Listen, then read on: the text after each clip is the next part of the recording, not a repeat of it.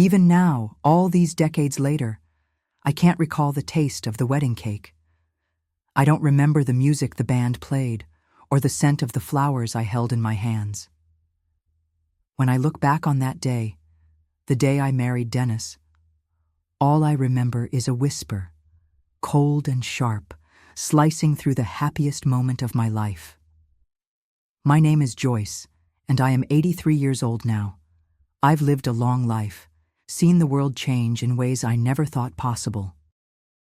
But some moments are frozen in time, and that day, back in the early 60s, is as clear to me as the glass of water on my nightstand.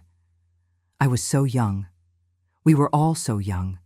Dennis was the man I had dreamed of, kind, steady, and ambitious. He was a good man, and I loved him with an uncomplicated sincerity that only youth can hold. Marrying him felt like the most natural, most correct decision I had ever made. His family was well respected in our small American town. His father, Howard, was a pillar of the community, a man everyone looked up to. He was charismatic, with a voice that seemed to command respect effortlessly. When he welcomed me into the family, I felt like the luckiest girl in the world. The wedding itself was lovely, or so I'm told. A modest church ceremony followed by a reception in the local hall. The air was thick with optimism and celebration. I was floating, moving from table to table, accepting congratulations, my cheeks aching from smiling. I saw my new sister-in-law, Martha, standing alone by the punch bowl. She hadn't seemed herself all day. While everyone else was laughing and congratulating her brother, Martha looked pale, almost haunted. I assumed it was just nerves, or perhaps she was sad to lose her brother. I drifted over to her, my wedding dress rustling around my ankles. "Martha, are you all right?" I asked, touching her arm. "You look like you've seen a ghost." She flinched, pulling her arm away slightly before seeming to realize what she'd done. She forced a smile, but it didn't reach her eyes. "Oh, Joyce. Yes, I'm fine. It's a beautiful wedding. You look beautiful." "Thank you," I said, still smiling. "I'm so happy to finally be your sister." Her expression flickered. The forced smile vanished, replaced by something I couldn't identify. It was fear. Pure, undiluted fear. She grabbed my hand, her fingers digging into my skin. She pulled me just slightly into the shadow of a large potted fern, away from the direct line of sight of the head table where Howard was holding court, telling some jovial story to a crowd of admirers. "Joyce," she whispered. Her voice was so low I had to lean in, the scent of her nervous sweat and wilting corsage filling my nose. "Listen to me. I need you to listen." "What is it, Martha? You're scaring me." She looked over her shoulder, a quick, terrified glance back toward her father. He was laughing, his head thrown back. He didn't see us. "Promise me something," she hissed. "Promise me." "Promise you what?" "Never." She swallowed, her eyes wide. "Never be alone with our father. Do you understand me, Joyce? Not ever. Don't be in the house alone with him. Don't get in a car with him. Don't ever be alone." I stared at her. The music seemed to fade, the chatter of the guests turning into a dull roar. The words made no sense. It was like she was speaking a foreign language. I let out a shaky laugh. "Martha, what on earth are you talking about? Your father, Howard, he's wonderful. He's been nothing but kind to me." "You don't understand," she pleaded, her grip tightening on my hand until it hurt. It's not, Martha, dear." My new mother-in-law's voice cut through the air. She was gliding toward us, her smile bright but brittle. "What are you two whispering about? Joyce, your uncle is looking for you to sign the guest book." Martha dropped my hand as if it were hot, stepping back quickly. Her entire demeanor changed in an instant. The fear was gone, replaced by a smooth, blank mask. "Nothing, Mother," she said, her voice light and airy. Just telling Joyce how lovely she looks. We were just coming. My mother-in-law looked between us, her eyes lingering on Martha for a second too long. Then she smiled at me. "Well, come along, dear. People want to see the bride." As I was led away, I looked back at Martha. She was standing frozen by the punch bowl, her face pale. She wouldn't meet my eyes. The rest of the wedding passed in a blur. I tried to shake off the encounter, to push Martha's words from my mind. It was just bizarre. It didn't make sense. Howard, the man who had given a beautiful, tear-jerking toast about gaining a daughter, the man who had danced with his own wife with such tenderness, I thought she was joking. That became my mantra. She must have been joking, or drunk, or perhaps she was jealous of the attention Dennis was giving me. Yes, that had to be it.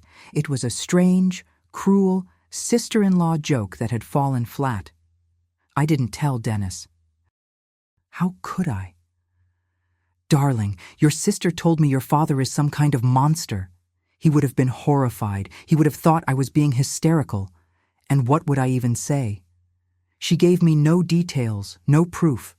Just a warning that sounded, in the bright light of day, completely insane. The honeymoon was wonderful. We went to a small cabin by a lake for a week. We were young, in love, and the world was our oyster. We talked about our future, the children we would have, the house we would build. In that happy bubble, Martha's warning seemed even more ridiculous. It faded from my mind, dismissed as a dark, strange moment of wedding day jitters. We settled into married life. We had a small, rented house on the edge of town.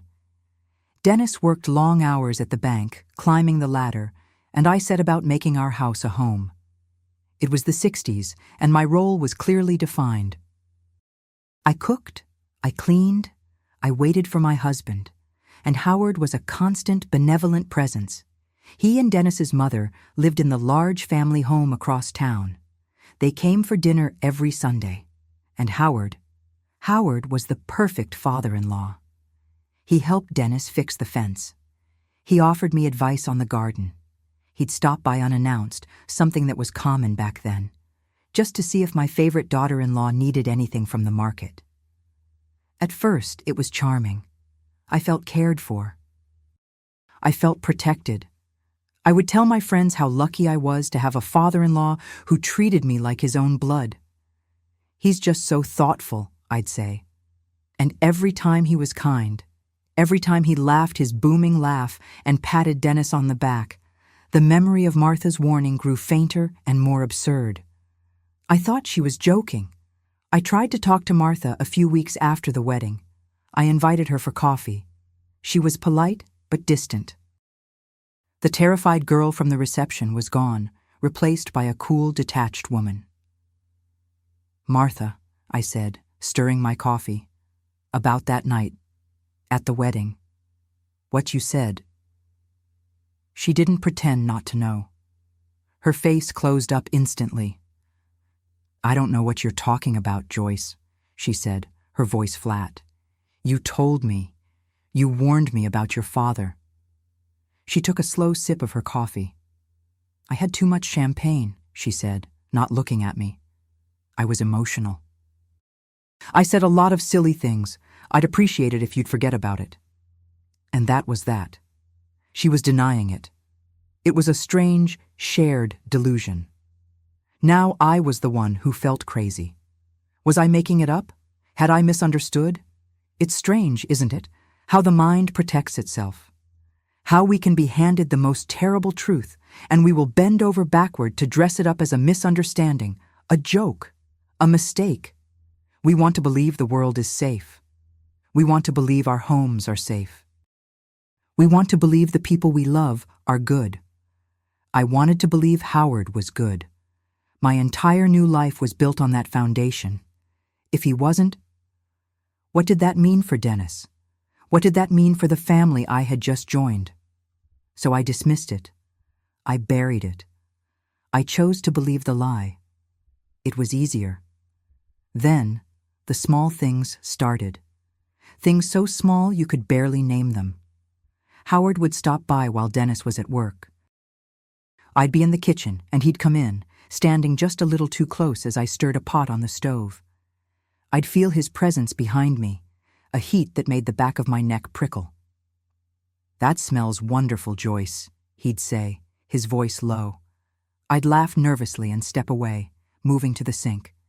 "Just stew for Dennis, Howard. Can I get you a glass of water?" No, I'm fine." But he wouldn't move. He'd just stand there, in my kitchen, watching me. Then came the accidental touches. A hand on my shoulder as I passed him in the narrow hallway, a hand that lingered just a second too long. His fingers brushing mine when he handed me a bag of groceries, a pressure that was more than just a simple exchange. Once, I was reaching for a platter on a high shelf. He came up behind me, ostensibly to help. "Here, let me get that, Shorty," he said, his voice jovial. But instead of just reaching for it, he pressed his body against my back, pinning me against the cabinets as he reached up. I could feel his breath on my hair. I froze. My entire body went cold. It lasted only 2, maybe 3 seconds. Then he stepped back, platter in hand. "There you go," he boomed, as if nothing had happened. I stood there, my heart hammering in my chest, my hands shaking. I couldn't breathe. "What's wrong, Joyce?" he asked, his head tilted. "You look like you've seen a ghost." The same words I had used with Martha. "Nothing," I stammered, taking the platter. "Nothing. I just felt dizzy for a second." "Ah," he said, his smile full of concern. "You must be working too hard. Or maybe we'll be hearing the pitter-patter of little feet soon?" He winked. I felt sick. When Dennis came home that night, I couldn't look at him. I wanted to scream. I wanted to say, "Your father. He what? He stood too close? He touched my shoulder? He helped me get a platter?" I could hear how it would sound. I would sound ungrateful, suspicious, hysterical. Howard was a respected man. I was the newcomer. Who would they believe? So I said nothing. I just served the stew in the platter he had helped me get down. And as I watched Dennis eat, I felt the first real, true crack in my perfect new life. The warning from Martha came rushing back, not as a whisper, but as a roar. Never be alone with our father. She hadn't been joking. A month later, Dennis was offered his first big opportunity at the bank. He had to travel to a convention in the state capital. He would be gone for 3 days. It was the first time we'd be apart since our wedding. "I'll be fine," I insisted, trying to sound braver than I felt. "I know you will be," he said, kissing my forehead. "And don't you worry. I've asked Dad to check in on you. Make sure you're safe." My blood ran cold. "What? No, Dennis, that's not necessary. I'm a grown woman. I'll be perfectly fine on my own." "Nonsense," he said, patting my hand. "It'll make me feel better, knowing he's just across town if you need anything. He said he'd be happy to. He's probably already got a spare key, come to think of it. We gave him one for emergencies when we moved in, remember?" I hadn't remembered. But I remembered now. The first night Dennis was gone, the silence in the house was deafening.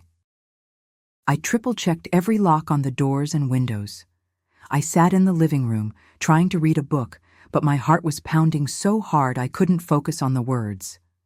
"I am being ridiculous," I told myself. "He is a good man. He is my father-in-law. I am safe." I thought she was joking. The phone rang around 9 o'clock, startling me so badly I dropped my book. I picked it up. "Hello?" "Joyce, my dear. It's Howard." His voice was smooth, like warm honey. "Just checking on my best girl." "You all locked up tight?" "Yes, Howard. I'm fine. I was just reading. Thank you for calling." Of course.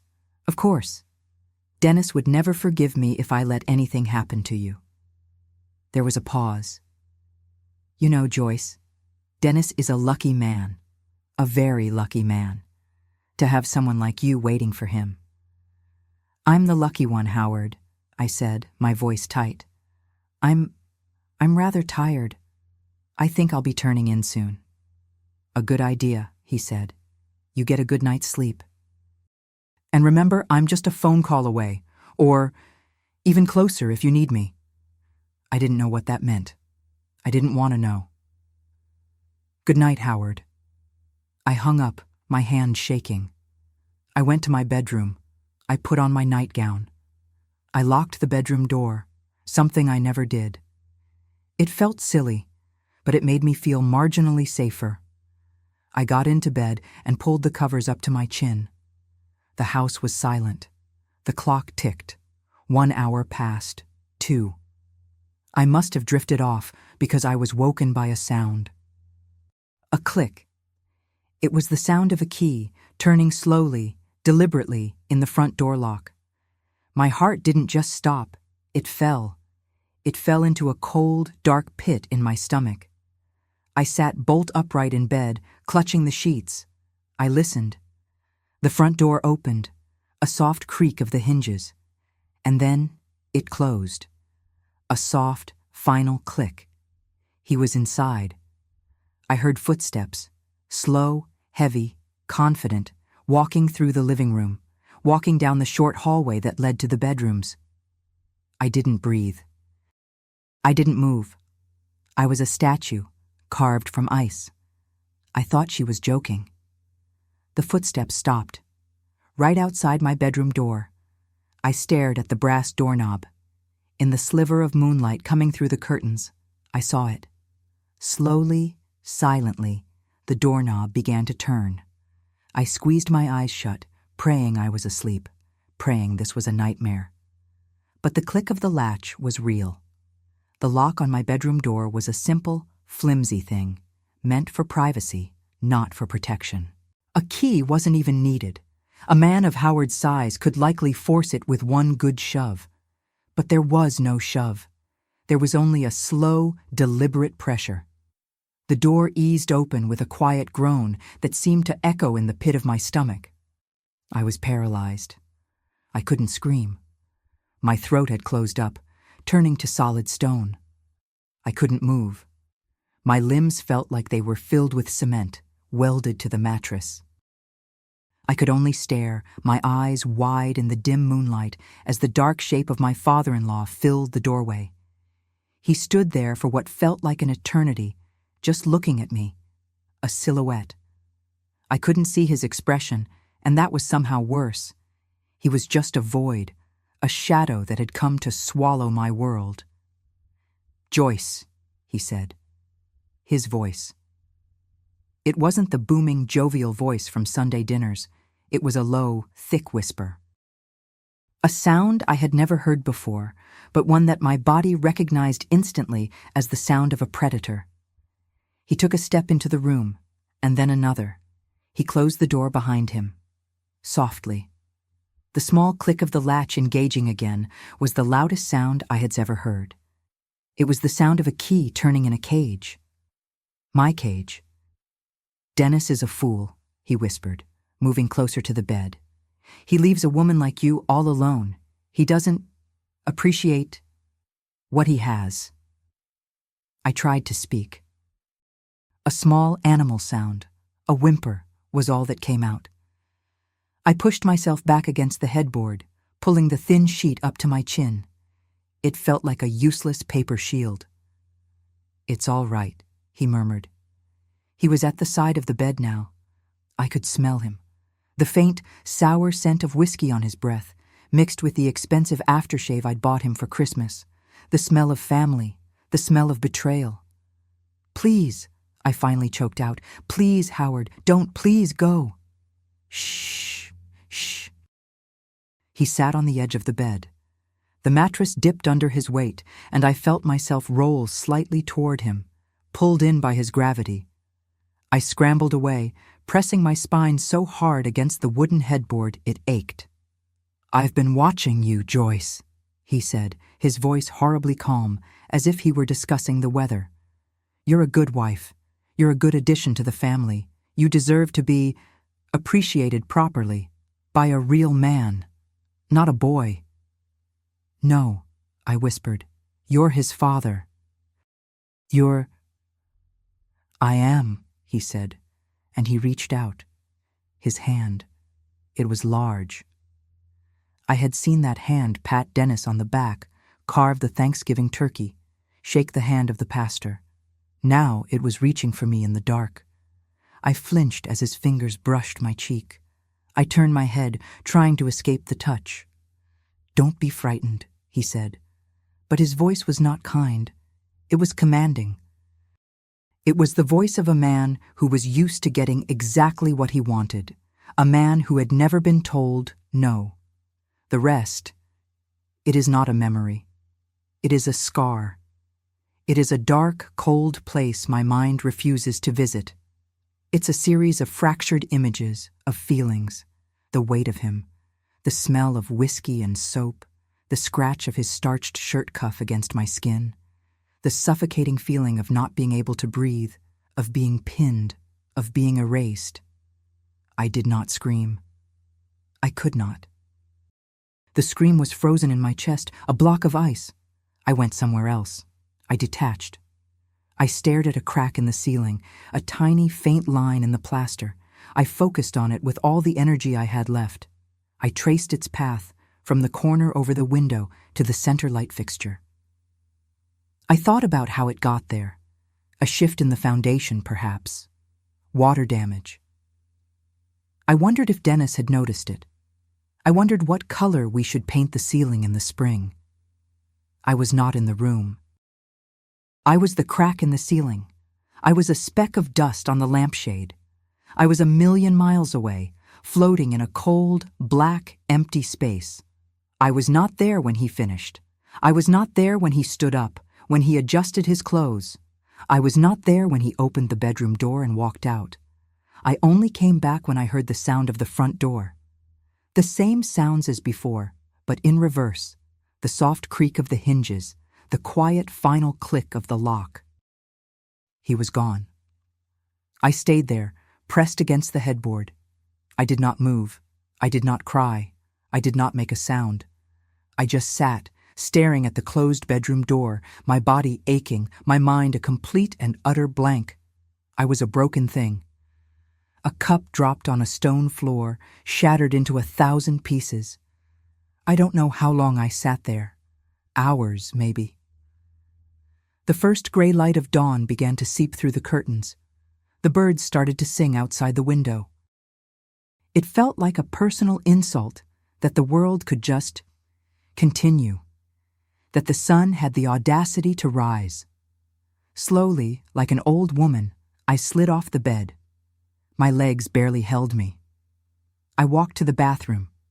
I turned on the shower, making the water as hot as I could stand. I scrubbed my skin until it was raw, until it was red, until it burned. But I couldn't get clean. The feeling of him was not on my skin. It was inside me. It was in my blood. It was in the air I was breathing. I got out, and I was shaking. I saw myself in the mirror. I looked the same. That was the cruelest part. I looked exactly the same. Joyce, 22 years old, newlywed. But I wasn't. The girl in the mirror was a stranger. Her eyes were empty. I went back to the bedroom. I stripped the sheets from the bed, the pillowcases, the blanket. I bundled them all up. I took them to the backyard incinerator, the metal drum where we burned our trash. I stuffed them in, and I lit a match. I watched the flames eat the fabric, watched the smoke curl up into the bright morning sky. I watched until it was nothing but gray ash. Then I went inside, put new sheets on the bed, and made coffee. The silence of the house was different now. It was no longer empty. It was full. It was full of his presence, his smell, his secret, our secret. The thought made me vomit in the kitchen sink. The second day of Dennis's trip was the longest day of my life. I sat in the living room, a prisoner. Every car that drove by made me jump. Every creak of the floorboards made my heart stop. I was a hunted animal. I thought about calling the police. What would I say? My father-in-law, the most respected man in town, came into my house? He had a key. He touched me? Where was the proof? I had burned the sheets. There were no marks on my body. It was my word against his. I was the hysterical new wife. He was the concerned father, checking on his daughter-in-law. I thought about calling Martha. I ran to the phone, my hand shaking. I would scream at her. You knew, and you let me marry him. You let me be alone. I picked up the receiver. I started to dial. And then I stopped. What would she do? She was his daughter. She had lived with this, whatever this was, her whole life. She was terrified of him. She had tried to warn me. And I hadn't listened. I had laughed. I thought she was joking. The shame of that realization was almost as bad as the assault itself. I had failed to protect myself, and in a way, I had failed her too. I had dismissed her truth. I put the receiver down. I was alone. Utterly, completely alone. The third day, Dennis came home. I heard his car pull into the driveway, the familiar rumble of the engine. My body reacted before my mind did. I ran to the bathroom and was sick again. I splashed cold water on my face, tried to pinch my cheeks to bring some color back. He walked in, dropping his suitcase, a huge smile on his face. "Honey, I'm home." He saw me and his smile faltered. "Joyce, are you all right? You look pale as a sheet." He came to me, his arms open, and I had to force myself not to recoil. I had to force myself to step into his embrace, to hug the son of the man who had... I think I'm coming down with something. I lied. The word felt clumsy in my mouth. It was the first of many. Just a stomach bug, I think. "Oh no," he said, full of concern. He stroked my hair. I tried not to flinch. Poor kid. And I was gone. He kissed my forehead. "Did Dad check on you? Did you need anything?" The question felt like a physical blow. I couldn't breathe. He called, I managed to say. "The first night. I was fine." Good, Dennis said, oblivious. He kissed me, a real kiss. I felt nothing. I was made of wood. I was just a shell. I kissed him back, a mechanical gesture, and all I could taste was ash. Life resumed, but it wasn't life. It was a performance. I was an actress, playing the part of the happy wife. We went to Sunday dinner at Howard's house, just like always. I walked into that house, and the air was thick. I couldn't breathe. Howard was there, at the head of the table, carving the roast. He looked up when I walked in. He smiled at me, a warm, fatherly smile, full of charisma. The same smile he gave everyone. And then he winked, just a tiny fractional closing of one eye. A gesture so small, so quick, no one else saw it. Dennis didn't see it. His mother didn't see it. Martha, sitting at the far end of the table, staring at her plate, didn't see it. But I saw it. It was a message. I own you. This is our secret, and you will never, ever tell. I felt the floor drop out from under me. I had to grab the back of a chair to steady myself. "Joyce, dear, are you still feeling peaky?" my mother-in-law asked, bustling over. "You're so pale." Just a little dizzy, I'm fine," I murmured. I sat through that dinner. I watched Howard laugh and tell stories. I watched Dennis hang on his every word, his face full of adoration for his father. I watched this performance of a perfect, happy family, and I realized I was the only one who knew the truth. No, not the only one. My eyes drifted to Martha. She hadn't said a word the entire meal. She was just pushing food around her plate. She looked thin, fragile. She looked like she was made of glass. Later, I cornered her in the kitchen as she was helping clear the plates. "Martha," I said, my voice a low, desperate hiss. She jumped, nearly dropping a stack of dishes. "Joyce, you startled me. I need to talk to you." I can't. I have to. I grabbed her arm, the same way she had grabbed mine at the wedding. "He came to the house," I whispered. Every drop of color drained from her face. She went from pale to ghostly. Her mouth opened, but no sound came out. She just stared at me, her eyes wide with a familiar, gut-wrenching terror. "He came to the house when Dennis was gone," I repeated, my voice shaking with a rage that was so cold it burned. "The night Dennis left, he had a key. You knew he would do that." She stammered, pulling her arm away. I told you." "You told me to never be alone," I hissed. "You didn't tell me why. You didn't tell me he was a monster. You let me walk into this. You knew." "Shh," she pleaded, her eyes darting frantically toward the dining room. "He'll hear you.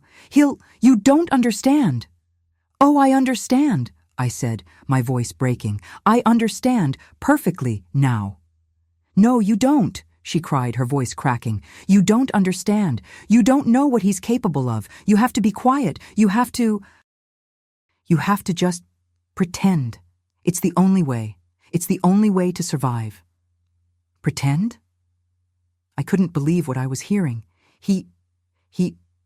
I couldn't even say the word. "Pretend, Joyce," she said, her eyes dead. "Pretend it never happened. Be a good wife. Be quiet. Be small. If you make a fuss, if you tell Dennis—" She shook her head, a tear tracing a path down her cheek. "He'll destroy you. He'll tell everyone you're a liar. He'll tell Dennis you tried to seduce him. He'll ruin you. And Dennis will believe him. He'll have to believe him. He's his father." I looked at her, this woman who was my sister. I saw her terror. But underneath it, I saw something else. A lifetime of this. A lifetime of being silent, of being small. And I realized the warning at my wedding wasn't just a warning. It was a plea. Maybe she had hoped I would be strong enough to see the truth. Maybe she had hoped I would run. "Has he—" I started to ask. I couldn't finish. "Has he done this to you?" Martha just looked at me. She didn't have to say a word. The answer was in her empty, broken eyes. It was in the way she flinched every time his voice boomed from the other room. "Just be quiet, Joyce," she whispered again. "It's the only way." She turned and walked out of the kitchen, leaving me alone with the dirty plates and the horrifying, suffocating truth. This was not a one-time event. This was a system. This was a way of life. And I was now a part of it. The next few months were a special kind of hell. I lived in a constant, low-grade state of terror. Every time Dennis said he'd be working late, my stomach would clench. Every time the phone rang, I'd jump. And Howard. He played the part of the loving father-in-law to perfection. But always there were the looks, the private little smiles, the way his hand would brush my back as I walked past him, a coincidental touch that felt like a brand. He was enjoying it. He was enjoying my fear. Then, about 6 weeks after Dennis's trip, I was late. My monthly cycle had always been regular, like clockwork. I was never late. I waited a day, then 2, then a week. I sat on the edge of the bathtub, the morning sickness rising in my throat. It wasn't a stomach bug. It wasn't just nerves. My hand went to my still flat stomach. A cold, dreadful, impossible thought began to form in my mind. A thought so monstrous I couldn't even allow it to take shape. But it was there. I was pregnant. And I had no idea who the father was. The world tilted. I gripped the cold porcelain edge of the bathtub, my knuckles white. Pregnant. The word was a death sentence. It wasn't a joy. It wasn't a blessing. It was a confirmation that the monster had not just invaded my home. He had invaded my body. He had planted a flag. I spent the next few days in a fog of pure animal panic. I was sick every morning, and the sickness felt like a poison. My body was trying to expel the secret, to reject the horror. I found myself staring at my own reflection, searching for some sign, some outward mark of the filth I felt inside. But I was just Joyce. Pale, tired Joyce, with a terrible growing secret. I tried to do the math. I counted the days, the weeks, my hands shaking as I looked at the calendar. I marked the date of our wedding, the week of our honeymoon. I marked the day Dennis left for his trip, the night Howard came. It was impossible. It was horrifyingly, maddeningly impossible. The timing was too close. It could be Dennis's. It could be his. It could be my husband's child, or it could be my father-in-law's. It was a coin toss, a 50-50 chance, and I was trapped. I was carrying a time bomb, and I had no idea which wire to cut. For all I knew, it was both. The very idea made me want to tear my own skin off. I couldn't not tell Dennis. The sickness was getting worse. I was barely eating. He was already looking at me with such concern, his kindness a constant, twisting knife in my gut.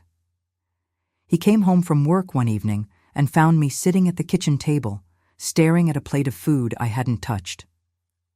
"Joyce? Honey, you're white as a sheet," he said, putting his briefcase down. "This bug has really taken hold. I'm taking you to the doctor tomorrow." "It's not a bug, Dennis," I said. My voice was flat, dead. What do you mean?" I looked up at him. My wonderful, kind, oblivious husband. The man I had loved so purely before. The man whose life I was about to ruin, one way or another. "I'm pregnant," I said. His face, it broke open. The worry vanished, replaced by a flood of such pure, unfiltered joy that it was obscene. It was the brightest light I had ever seen. "Pregnant?" he whispered. He said it again, louder. "Pregnant! Joyce! My God!" He rushed over, pulling me out of the chair, lifting me up, spinning me around. We're going to have a baby. I'm going to be a father." I was limp in his arms, a rag doll. My face was pressed against his shoulder, and I tried to smile, but my muscles wouldn't obey. I just started to cry. Sob. Deep, wrenching sobs that shook my whole body. He put me down instantly, his joy turning back to concern. Hey, what's this? It's good news, isn't it? Joyce? Aren't you happy?" "Yes," I lied, wiping my face. "Yes, of course I'm happy. It's just the hormones. I'm just so overwhelmed." "Of course you are," he said, his voice soft, stroking my hair. He was so understanding. He was so good. And I was deceiving him on a level so profound there was no name for it. "It's wonderful. It's everything." He wanted to tell everyone, immediately. "We have to tell Mom and Dad," he said, his eyes shining. "They'll be thrilled, their first grandchild." "No," I said too quickly. "Not yet, Dennis. Please, it's so early. Can't we just keep it between us for a little while, just until I see the doctor? Please." He looked disappointed, but he nodded. "Of course, honey. Whatever you want. Our secret." Our secret. He had no idea, but I couldn't hold him off for long. After I went to the doctor, who cheerfully confirmed I was about 7 weeks along, the news was official. Dennis was bursting. He insisted on telling our families at the next Sunday dinner. I dreaded that day more than I had dreaded my own funeral. I felt sick all morning. I couldn't dress. I couldn't speak. "Come on, Joyce," Dennis said gently, zipping up my dress. "This is a happy day." We walked into that house, the lion's den. Howard was there, standing by the fireplace, a drink in his hand. He smiled his big, charismatic smile when we walked in. "There's my favorite couple. Joyce, you're looking a little delicate. Everything all right?" "Everyone, sit down," Dennis announced, his voice vibrating with excitement. He couldn't wait. We have some news." His mother stopped, a platter in her hands. Martha, who had been setting the table, froze. Howard turned, an indulgent smile on his face. "Joyce and we're going to have a baby," Dennis said, beaming. His mother shrieked with delight. She dropped the platter, thankfully it was empty, and rushed to hug us both, crying happy tears, talking about grandbabies and knitting and how wonderful it all was. I was passed around, hugged by my mother-in-law, kissed on the cheek by a beaming Dennis. And then, Howard. He came toward me. His face was a mask of grandfatherly joy. "Well, well, well," he boomed. "This is news. Congratulations, son. And Joyce, my dear girl."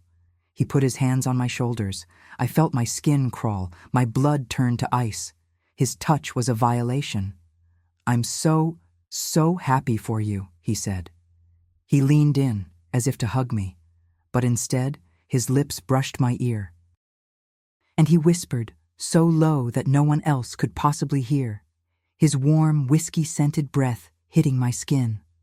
"Our little secret is getting bigger." I didn't faint. I don't know how. I think my heart stopped. I think I died for a second, right there in the living room. He pulled back, his face still arranged in that perfect smile of the proud grandfather. But his eyes were glittering, with triumph, with ownership. He knew, or rather, he believed. He believed this baby was his. And he was thrilled. This wasn't a problem for him. This was a trophy. This was a continuation of his power, of his mark on our family. He had claimed me, and now he had claimed this too. I stumbled back, pulling away from him. I have to... The bathroom," I muttered. I fled. I ran to the small downstairs bathroom and locked the door. I leaned over the sink, dry heaving. Nothing came up. I splashed cold water on my face. I stared at myself in the mirror. He thinks it's his. He thinks it's his. He's happy. The lock on the door rattled. "Joyce?" It was Martha's voice. "Joyce, are you in there? Are you sick?" I fumbled with the lock and opened the door. She slipped inside, closing it behind her. She looked at me, her face a mess of confusion and dawning, abject horror. "Joyce," she whispered, "the baby." "He thinks it's his," I choked out.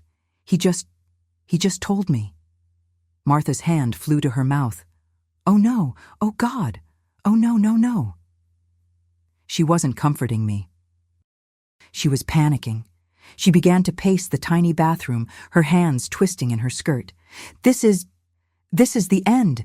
This is... Oh, Joyce, what have you done?" "What have I done?" I hissed, the cold rage bubbling up again. "What have I done? He did this to me. He did this to us." "But a baby, Joyce," she whispered frantically. "A baby. This ties you to him. This ties it to him. Forever. He'll never let you go now. He'll never let it go. Don't you see? He'll see it as his." "I don't know that it is," I cried. "It could be Dennis's. I don't know."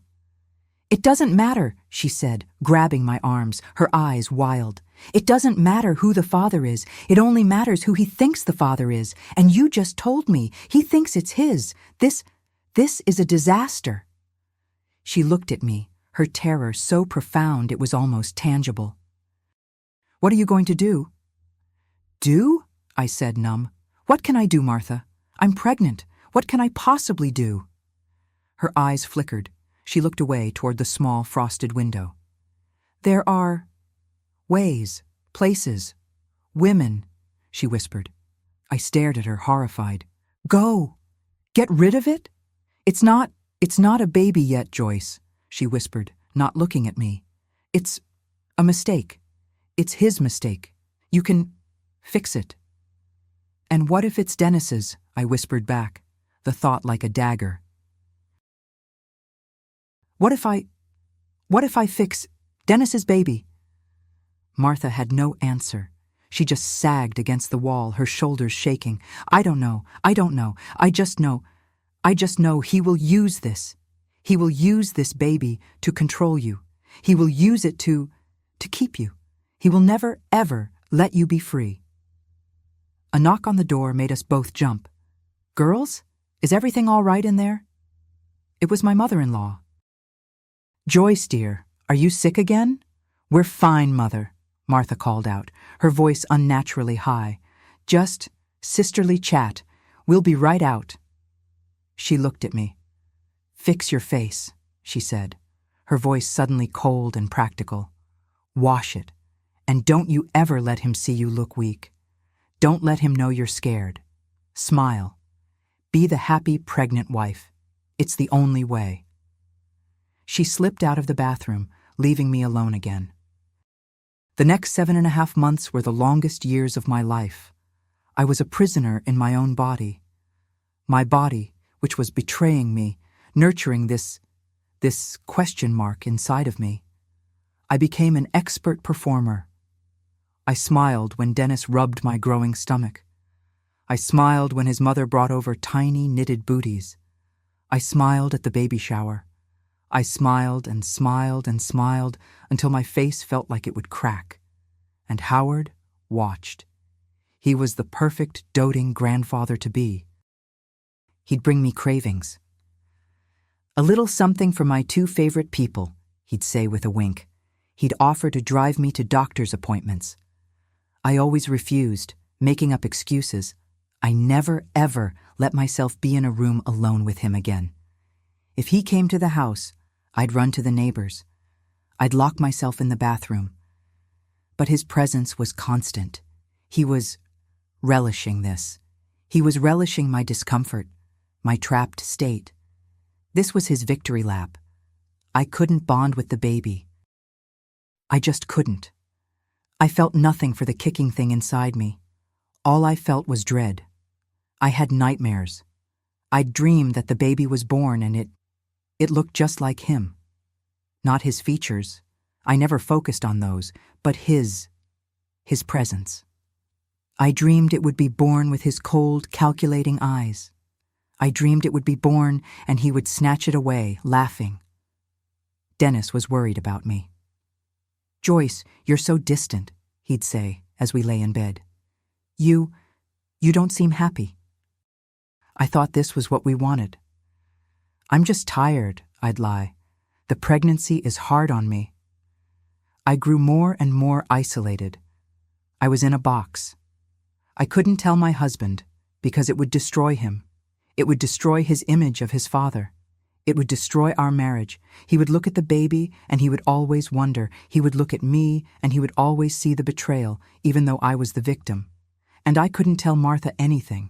She was in her own prison. She avoided me. She was terrified of being associated with my complication. I was toxic. I was a problem she couldn't solve, so she ignored me. I was alone with the monster and his potential offspring. Winter came. The baby was due in the spring. I was large and clumsy, and I felt like a ticking clock. One afternoon in March, Dennis was at work. His mother called. "Joyce, dear, Howard and I are going to run some errands. We were thinking, why don't you come with us? We could stop by the new department store and look at cribs. Howard is just insistent on buying the crib." "Oh, no, thank you," I said, my hand gripping the phone. I'm not feeling well. I'm going to lie down." "Nonsense," she said cheerfully. "The fresh air will do you good. We'll be by in 10 minutes to pick you up. Don't take no for an answer." And she hung up. Panic. Pure, suffocating panic. I couldn't get in a car with him. I couldn't be trapped. I ran to the back door. I'd go to the neighbors. I'd pretend I didn't hear the phone. As my hand touched the doorknob, a sharp, searing pain shot through my lower back. It was so intense, I cried out, bending over. It subsided, leaving me breathless. I waited. A minute, 2, and then it came again. A powerful, clenching squeeze that wrapped around my entire abdomen. It stole my breath. I looked at the kitchen calendar. It was too early. I still had 3 weeks. I stood there, frozen, as the third pain hit, stronger this time. The baby was coming. The sound of a car horn honked outside. The family car. They were here. Howard was here. The pain hit again, and this time I felt a gush of water down my legs. My water had broken. "No," I whispered. "No, no, no. Not now. Not like this." The front doorbell rang, and then I heard a sound that made my blood run cold, the sound I hadn't heard in 8 long months. The sound of a key turning in the front door lock. "Joyce," my mother-in-law called out, "we're coming in, dear. We're not taking no for an answer." I was trapped. I was in labor, and the monster was in my house. My mother-in-law bustled in first, her face a mask of cheerful determination. "Now, Joyce, we're not taking—" She stopped dead. Her eyes went from my face, frozen in a grimace of pain, down to the puddle spreading on the kitchen floor. "Good Lord," she breathed.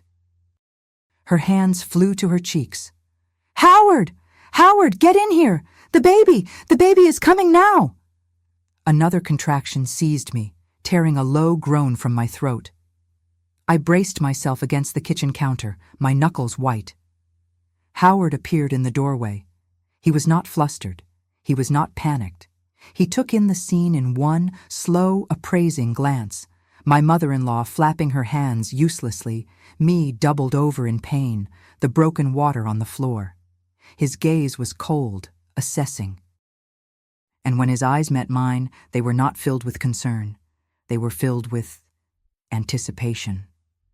A dark, satisfied glint that told me he was enjoying this, enjoying my powerlessness, my trapped state.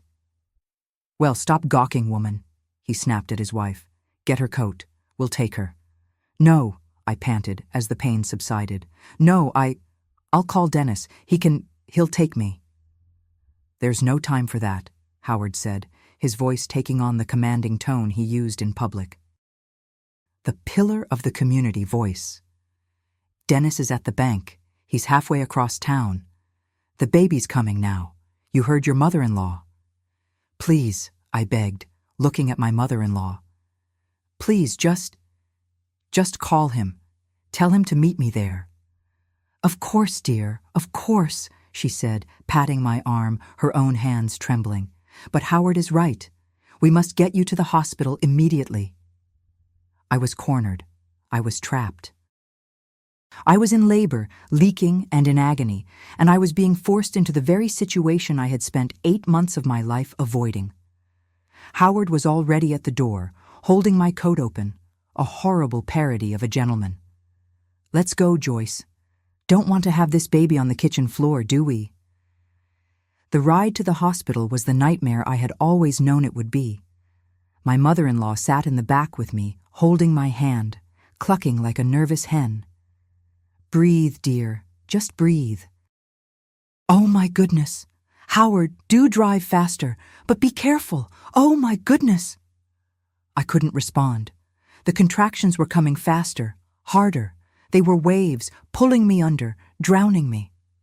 And through the haze of pain, I was acutely, terrifyingly aware of him. He was in the driver's seat. I could see the back of his head. He was whistling. He was whistling. A low, cheerful, tuneless sound between his teeth. He was happy. This was his day. He was driving his daughter to the hospital to have his grandchild, or, in his twisted mind, his child. I squeezed my eyes shut, focusing on the pain. The pain was real. The pain was a distraction from the terror. I prayed for the pain to get worse, to blot out the sound of his whistling. He caught my eye in the rearview mirror. I hadn't realized I was looking. His eyes met mine. He wasn't smiling. His face was blank. But his eyes were saying everything. "I've got you. You're mine, and now you're going to give me what's mine." I turned my head and was sick all over the floor of the car. "Oh, good heavens!" my mother-in-law shrieked. Howard just laughed, a short, sharp, ugly sound. "She's a delicate one, isn't she?" We arrived at the hospital in a screech of tires. He was out of the car, getting a wheelchair, playing the part of the efficient, concerned family man. He and an orderly helped me out of the car. I flinched when his hand touched my arm, but I was too weak, in too much pain, to pull away. "You'll be all right, dear," he said, his voice smooth as silk for the benefit of the orderly. "We'll take care of you." I was wheeled into maternity, and the world became a blur of bright lights, white uniforms, and questions. The nurses were efficient. My mother-in-law was sent to fill out paperwork. Howard was relegated to the waiting room. I was, for a moment, blessedly alone with strangers. The labor was brutal. It was fast and furious, as if my body was in a desperate race to get this thing out of me. A nurse, a kind-faced woman whose name I never learned, was trying to reach Dennis. "The line is busy at the bank, honey," she said, wiping my forehead with a cool cloth. "We'll keep trying." "Please," I gasped, as another contraction ripped through me. "I need him here. I need him. I needed him as a shield. I needed him as a buffer. I needed him to stand between me and the man pacing the waiting room, the man who was waiting for his prize. Hours passed, or maybe it was minutes. Time had no meaning. There was only the pain, the fear, and the rhythmic, animalistic pushing. And then, just as I felt I was being torn in two, just as I was sure I was going to die on that table, the door burst open. "Joyce!" It was Dennis. His face was pale, his hair mussed. He looked terrified and wild. They told me. I came as soon as I... He saw me, saw the doctor at the end of the bed, and his face went white. "He's just in time," the doctor announced. "Come on, Dad. One more big push, Joyce. One more." Dennis rushed to my side. He grabbed my hand. "I'm here, Joyce. I'm here. I've got you." I gripped his hand like a lifeline. I looked at his dear, familiar, loving face, and for a second I found a sliver of strength. This was his child. It had to be. I would make it be. I bore down with all the strength I had left, a scream tearing from my throat, a scream that held 8 months of terror and rage and pain. And then, relief, a sudden, shocking emptiness, and a cry, a tiny, thin, wailing cry. "It's a boy," the doctor announced, his voice booming. "You have a son!" Dennis just sobbed. He dropped his head to my shoulder, his tears hot on my skin. "A son! Joyce, a son!" He kept repeating, kissing my temple, my cheek. "We have a son." I was empty. I was exhausted. I couldn't feel anything. I just lay there limp, listening to my husband's joy and the baby's cries. They cleaned him. They wrapped him in a blue blanket. The kind-faced nurse brought him over. "Here he is, Mama," she said softly. "He's perfect." I was terrified to look. My heart was pounding so hard I thought it would burst. This was the moment. This was the moment the coin would land. Dennis was cooing. "Oh, Joyce, look at him. He's beautiful. He's absolutely perfect." I forced my eyes open. I looked down at the tiny, red, wrinkled face. He was just a baby. He was so small. His eyes were squeezed shut, his mouth open in a cry. He had a shock of dark hair. I couldn't tell. I searched his tiny features, desperate for a sign, any sign. Desperate to see Dennis. Desperate to see... I saw nothing. He was just a baby. He was a stranger. He is, I whispered, and the words felt like dust in my mouth. And then the door opened. My mother-in-law peeked in. Can we? The nurse smiled. "Come in, Grandma." She burst into tears, rushing over to the bassinet. "Oh, look at him. Just look at him. Oh, Dennis, he's precious." And behind her, he came. Howard walked into the room. He didn't rush. He walked slowly, his hands clasped behind his back. He looked every inch the proud, dignified patriarch. He bypassed me. He bypassed Dennis. He walked straight to the bassinet. He stood over it, looking down at my son. The room was silent, except for the baby's whimpering and my mother-in-law's sniffling. Howard just looked. He looked for a long, long time. I held my breath. Dennis was watching his father, his face shining with pride, waiting for his approval. Howard finally looked up. He looked past Dennis, past his wife. He looked straight at me. He smiled. That same slow, terrible smile. The wink from the Sunday dinner. "Well," he said, his voice booming in the small room. "There's no mistaking that, is there?" Dennis laughed, relief washing over his face. "What do you mean, Dad?" "He's a—" Howard paused, still looking at me. "He's a Howard boy, through and through. He's got that strong look, that family look. He'll be a leader, this one, just like his granddad." He reached into the bassinet and let the baby grip his enormous finger.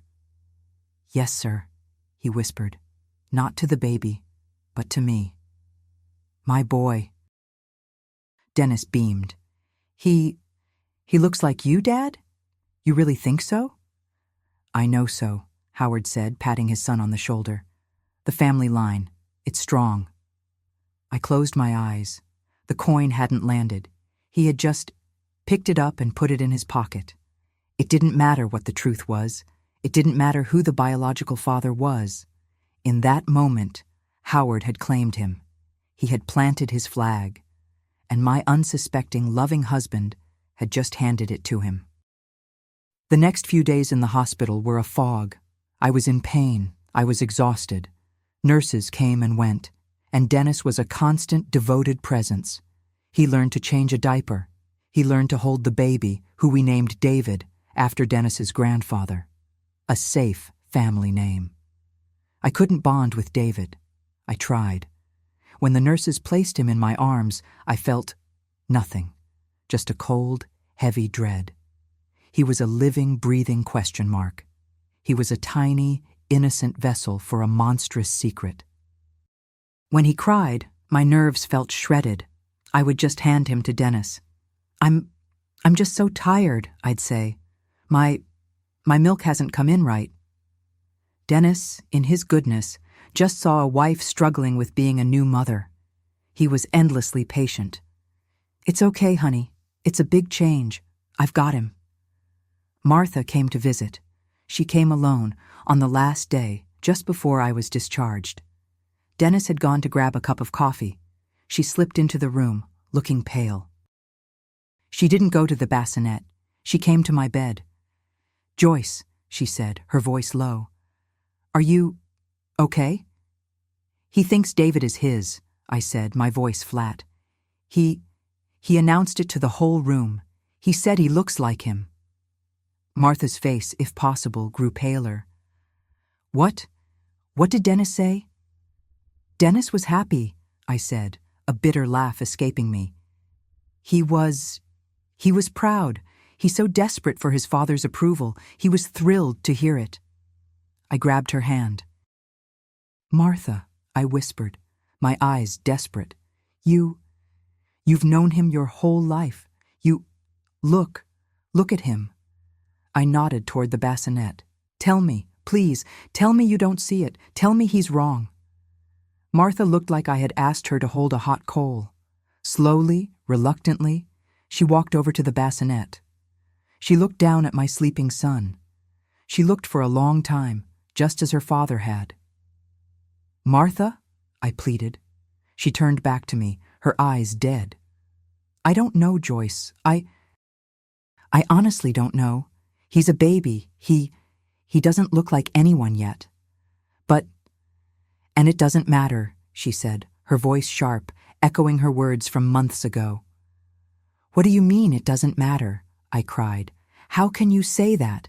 It's the only thing that does matter." "No," she said, coming back to the bed. "You're wrong. The truth doesn't matter. The only thing that matters is what he believes, and you said it yourself. He believes David is his." "So what? What does that mean?" "It means—" She took a shaky breath. "It means he has a new interest, a new property. He's the grandfather. He has a right to be in David's life, Joyce. He has an excuse. He can come over any time he wants to see his grandson, to help.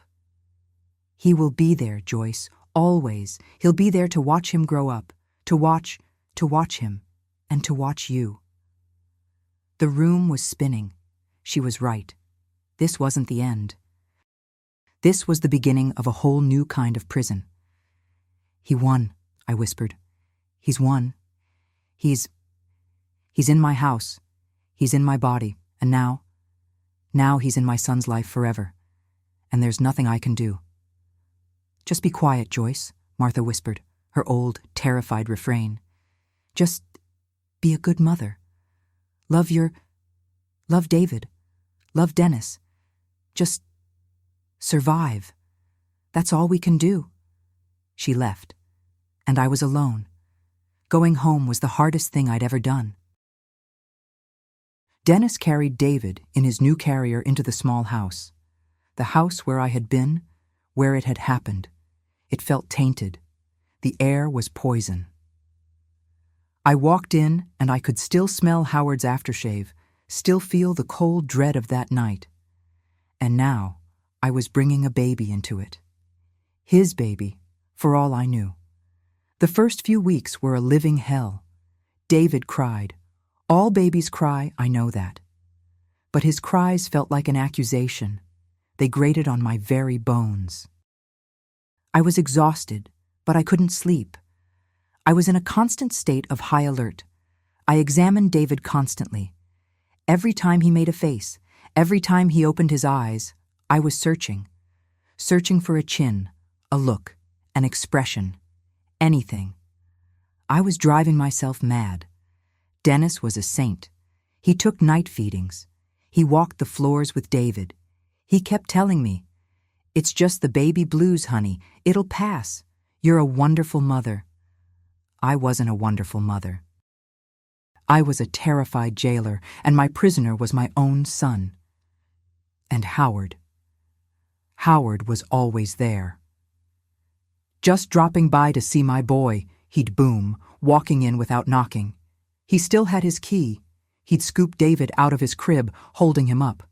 "Who's Grandpa's little man? Who's my little man?" And he'd look at me, over David's head.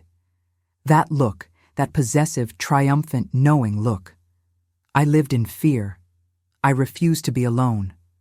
I made Dennis promise to come home for lunch.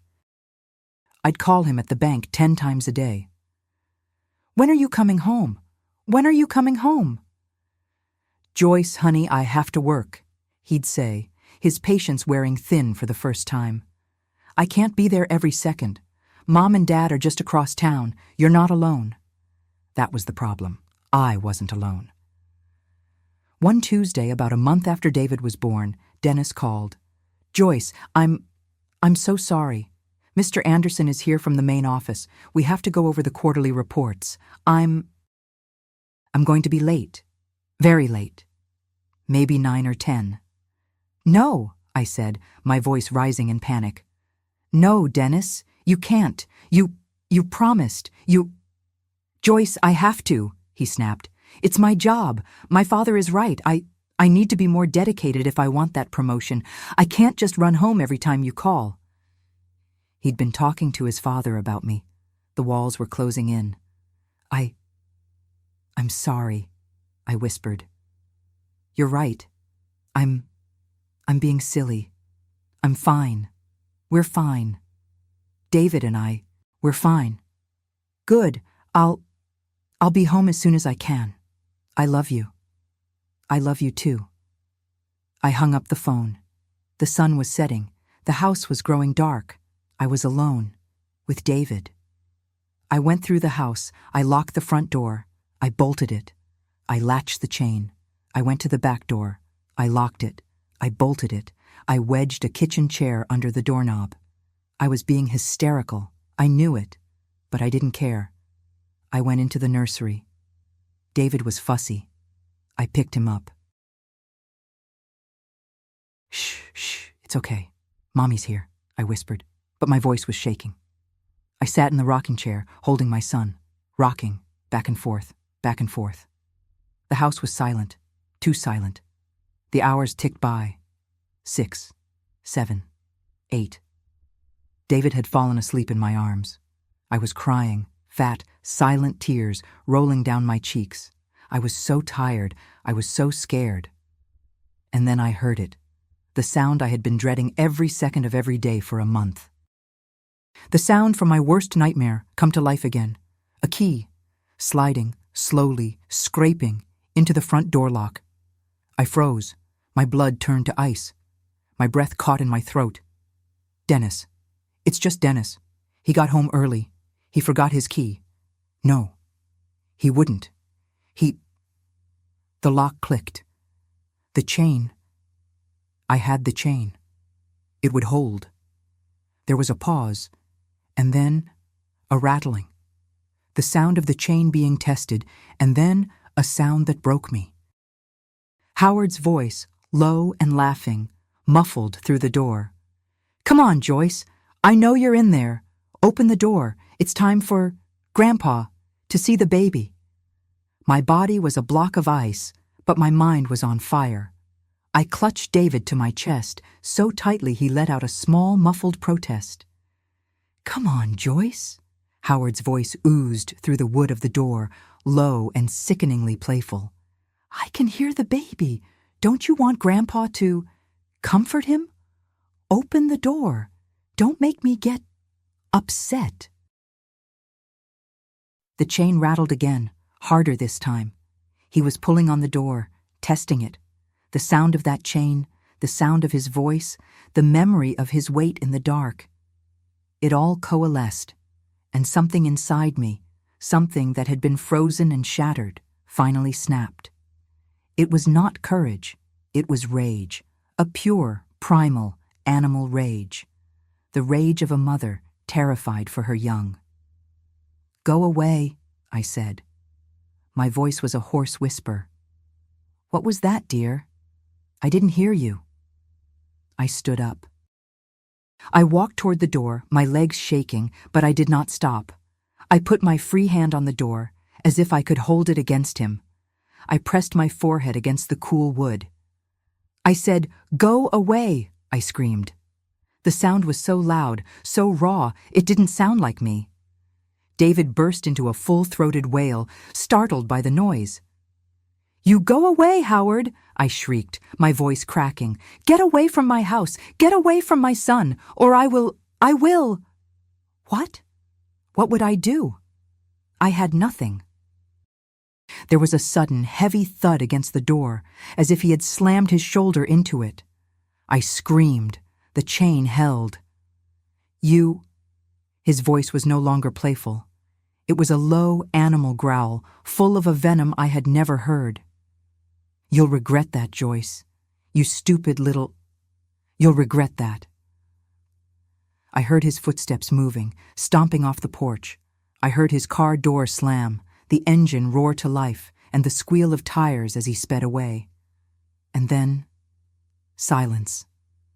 The silence was worse. He was gone, but he was everywhere. I sank to the floor right there in the entryway, sliding down the door. I rocked my screaming baby, and I broke.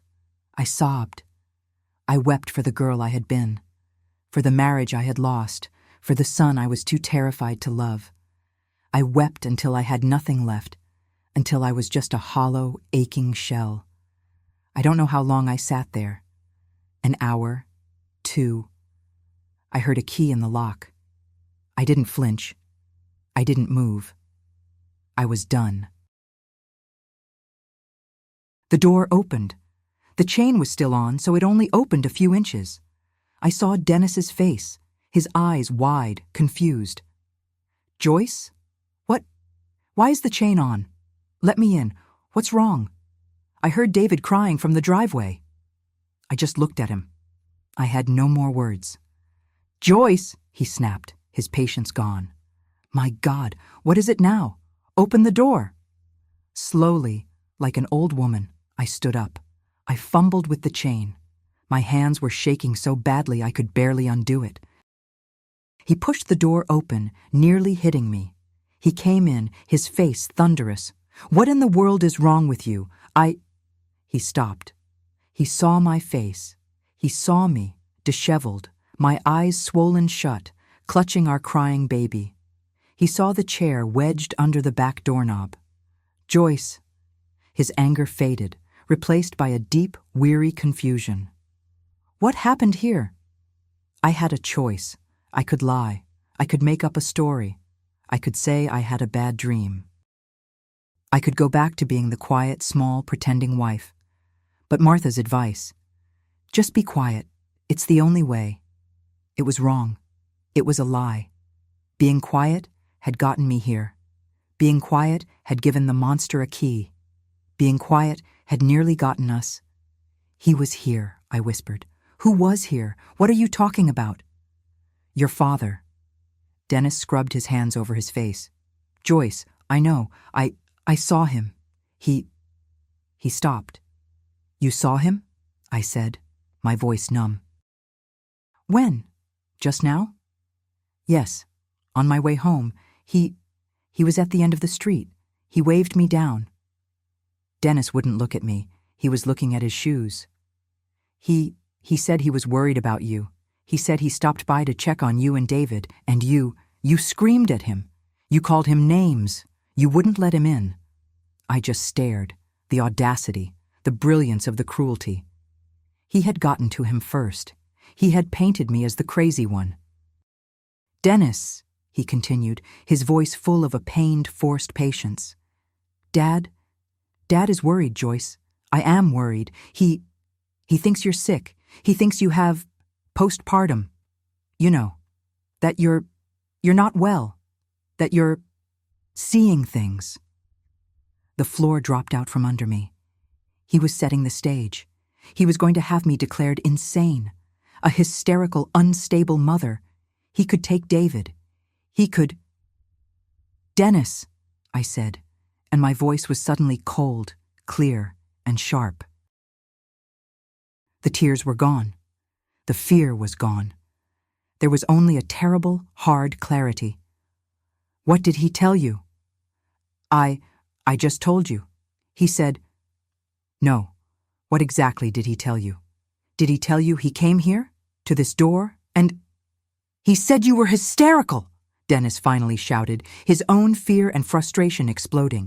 "He said you were screaming, that you were saying terrible things about him. Joyce, he's my father. He loves us. He loves David. Why are you doing this? Why are you trying to tear this family apart?" "He has a key," I said. "What?" "He has a key to our house, the key you gave him." "Of course he does. For emergencies. Joyce, you're not making any sense." "He came here, Dennis, the night you were at the convention." Dennis's face went blank. What are you talking about?" "The night you left, he called, and then he came. He used his key. I took a breath. "He came into my bedroom while I was asleep." I watched the words hit him. I watched him try to process them. I saw the denial, the confusion, the flash of anger. "That's..." he sputtered. "That's a horrible thing to say, Joyce. You're sick. You don't know what you're saying. He wouldn't..." He did," I said. "And at your wedding, your sister, Martha."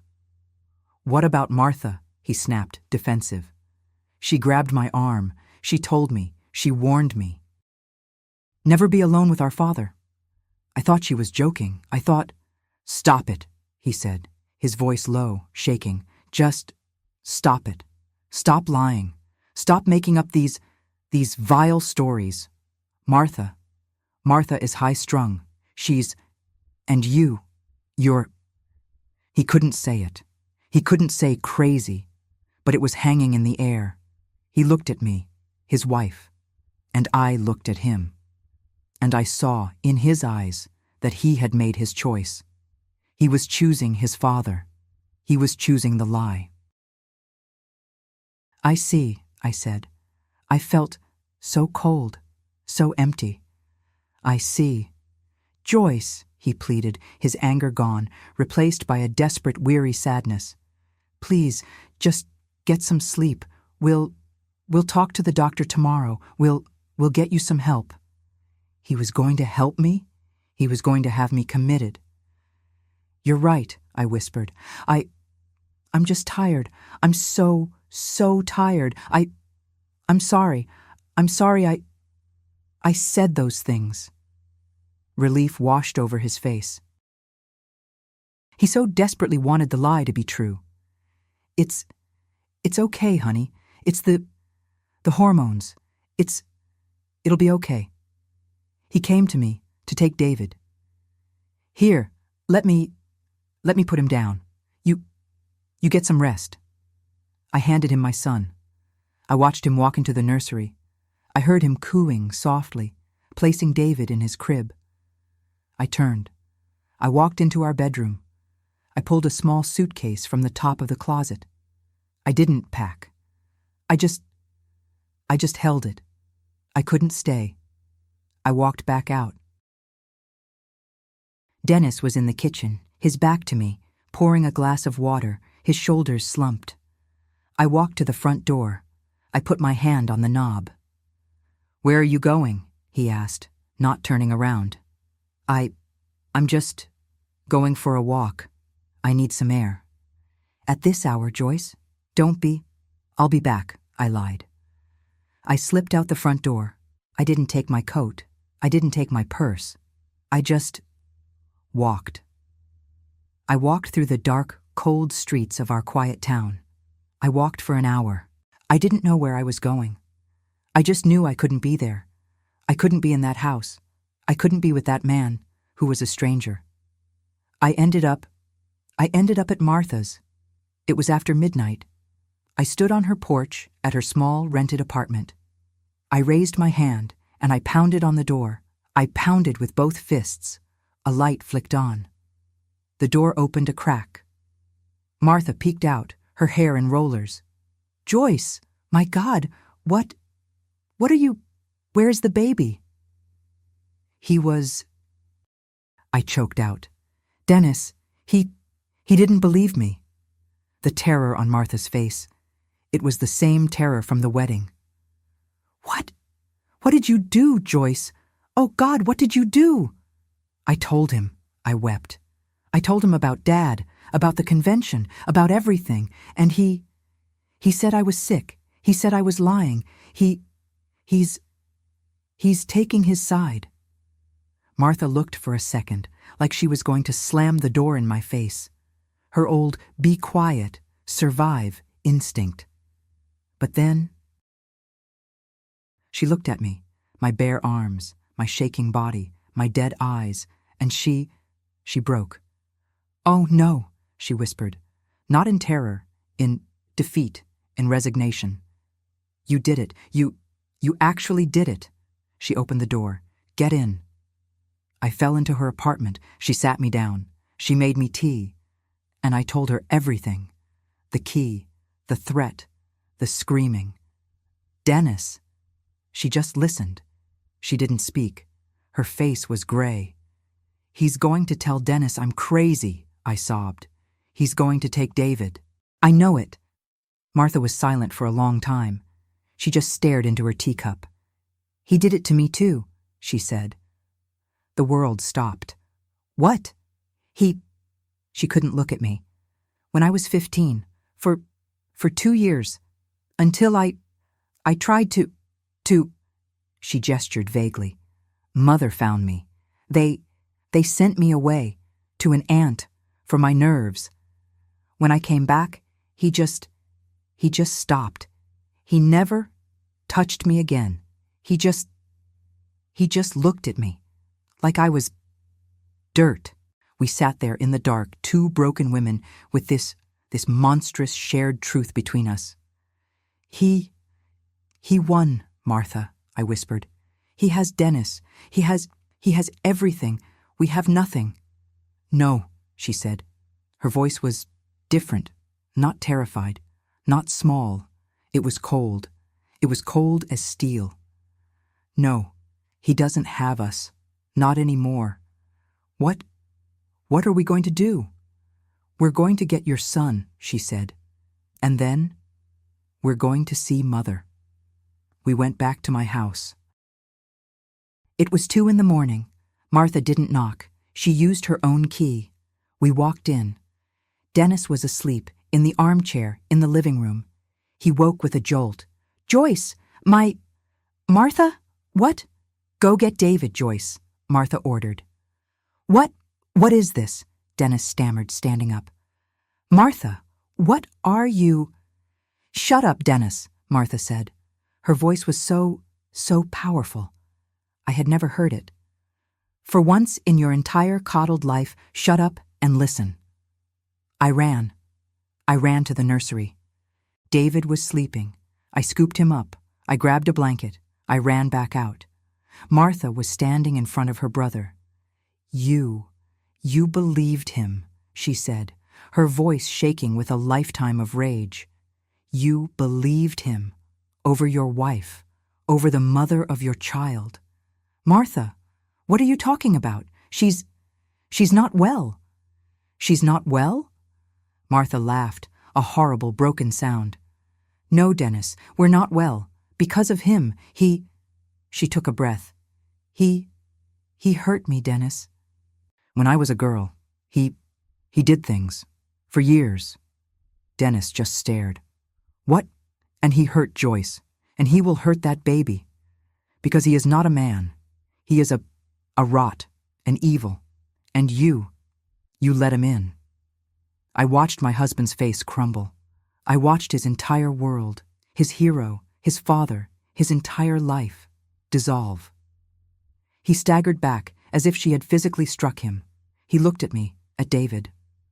No, he whispered. No, he couldn't. He did, I said. We left him there.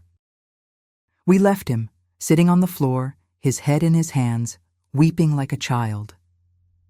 We went to the family home. Martha pounded on the door until our mother, her hair in a net, her face covered in cream, opened it. Martha? Joyce? What on earth? It's 3 a.m. Where is Dennis? Is that the baby? We have to talk, Mother, Martha said, pushing past her. We have to talk about Dad. We sat in that immaculate living room, the room where Howard had held court, the room where he had claimed my son. And Martha told her. She told her everything, her own story, my mother-in-law. She didn't cry. She didn't scream. She just seemed to shrink. She sat on her perfect sofa, and she grew smaller and grayer. She whispered. I thought. You knew, Martha hissed. You didn't know, but you suspected. You looked away. You chose to look away. He's a good provider. My mother-in-law whispered. And that was it. That was the whole truth. Howard came home at 8 a.m. He had been somewhere. He walked in, whistling, jovial. Well, what's this? He saw us, me, holding David, Martha, her face like stone, his wife, a gray ghost on the sofa. His smile didn't fade, but his eyes went cold. They went flat. What is this? He asked, his voice hardening. Joyce, you should be at home. She's with me, Martha said. This is a family. No, Martha said, standing up. It's over. What? I know, Dad, Martha said. Mother knows, Joyce knows, Dennis knows. He looked at his wife. Woman, what have... Get out, Howard, his wife whispered, not looking at him. He laughed. He actually laughed. Get out? This is my house. It's over, she repeated. I will not live with this. Not anymore. Get out. He looked from face to face. He saw no fear. Not from Martha, not from me. He saw no use. His power was gone. The threads he used to control us, we had cut them, all of us. He He just deflated. The big booming man. He left. He walked out the front door. We heard his car start, and he was gone. He died, years later. We heard he was in some other state, working as a salesman. He died alone, in a rented room, of a heart attack. No one claimed the body for a week. Dennis came to us, at Martha's. He was a broken man. He begged. He begged me for forgiveness. He begged Martha. It was slow. Rebuilding. It was so slow. We didn't get divorced. We tried. For David. At first, we had to build a new marriage. A marriage without him. A marriage built on this terrible, broken truth. Martha became our center. She never married. She was David's second mother, the dragon who guarded him. And David, my son, the question, I lived with it. For years, I would look at him, I would search. Is that him? That look? That chin? I was driving myself mad. I couldn't love him. Not fully. I was poisoned. And then one day, he was about 6. He was running in the yard, and he fell. He cut his hand. Badly. I rushed him to the hospital. He needed stitches. And I was just a mother. I was terrified, not of a ghost, but for my son, my boy, who was in pain. I held his other hand. He was so brave. He squeezed my hand, and I looked at him, this little boy, with his own face, his own brave, beautiful, unique face. And I didn't see Howard, and I didn't even see Dennis. I saw David. I saw my son, and I realized I loved him. I loved him so much it hurt. It didn't matter. The blood, it didn't matter. He was mine. I was his. I had protected him. And he had, in the end, he had saved me. He had set me free. Thank you for listening to me today, for allowing me to share with you this intimate chapter of my life. If my story has touched you, please don't hesitate to leave a like on this video and subscribe to this channel to discover other testimonies like mine. And please share it, because who knows? Maybe someone going through a similar trial right now will find the courage to keep searching, to hope, to believe in the impossible. Tell me in the comments, where are you listening from today? Thank you from the bottom of my heart for listening to me.